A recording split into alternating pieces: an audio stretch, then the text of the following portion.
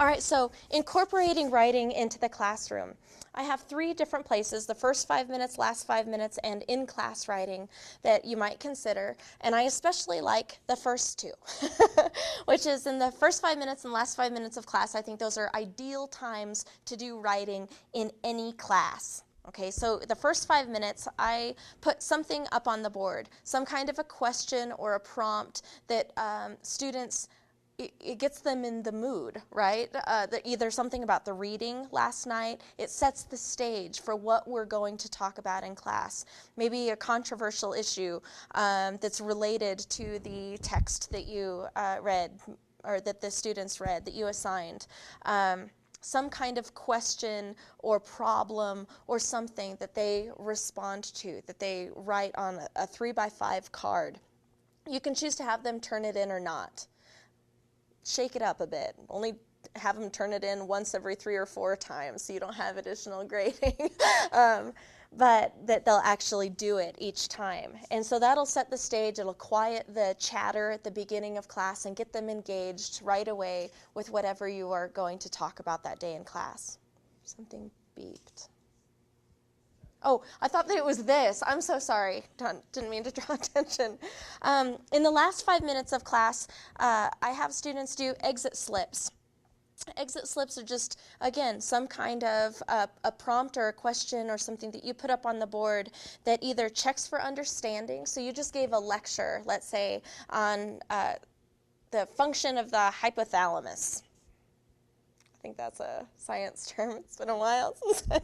Why did I choose that as my example? Anyway, so you talked about it the whole hour.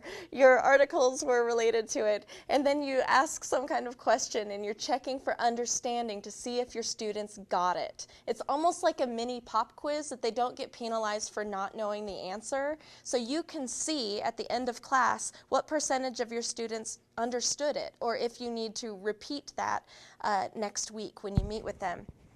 You can also ask them what questions they still have about the topic, and you may or may not choose to address those questions in class the next time you meet. You could ask for final thoughts, things that are still not sitting right with them.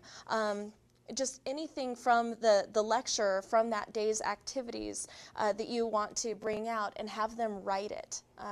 It makes them, again, figure out what they do and don't understand through the actual writing on that note card. I also use the exit slip as an attendance counter so that I don't have to waste the first 5 minutes of class taking attendance. Also, in class writing, I say that brainstorming for paper topics, using class time to determine paper topics, I think is really useful, especially if you realize that students are picking topics that you wish they wouldn't have picked. The meaning of life for a 3-page paper, that kind of thing. You wish you would have nipped that in the bud a little earlier on. And so you can spend class time doing those brainstorming activities, free writing. I love free writing. I don't know how much time you're going to have in your classes. I know that it feels cramped as it is, but I really like having students get thoughts down on the page while they're sitting in my class, so that when they go to their computers, they're not facing that blank cursor. Even if it's just a 10-minute free write at the end of class, I think that that is useful time spent. It also, again, lets them know what they do and don't understand, so they might be able to come and talk to you during office hours, if they ever come to your office hours. Group responses to the reading. One of the biggest complaints that I've heard from graduate students is that their students don't do the reading.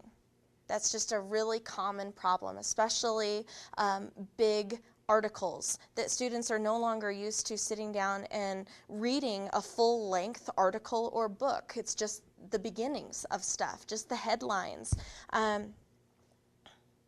So I think that doing some kind of activity where the reading is discussed in a creative way with reading and writing is useful. And so here's an example. You give a reading assignment, and there are maybe 3 main points in the article. You break your class up into 3 different sections, and each group gets a question that they have to talk about that's related to the reading. They actually have to go into the reading to find the answer, to engage with it. Does your group agree with the author's stance on such and such? They have to go through the reading.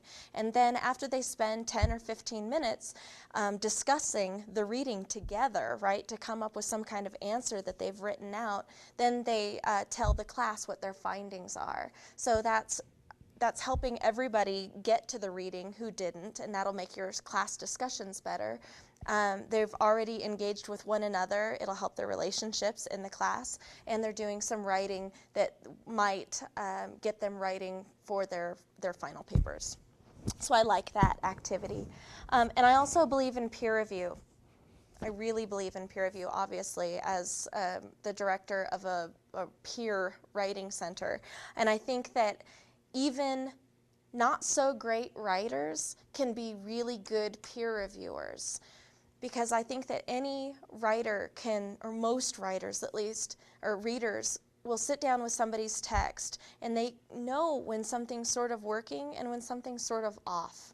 And that's good feedback, I think. Like, hey, I was with you until page 3 and then, I don't know, I got lost. Again, they might not have that language with the organization, or the focus of the paper is lacking. Maybe they don't know those words, but they know they got lost on page 3, and that lets the writers know that they need to address that later on. So I think that spending time in class on peer review will save you time as a grader, because they've already had 1 or 2 sets of eyes on that piece of writing before they turn it into you.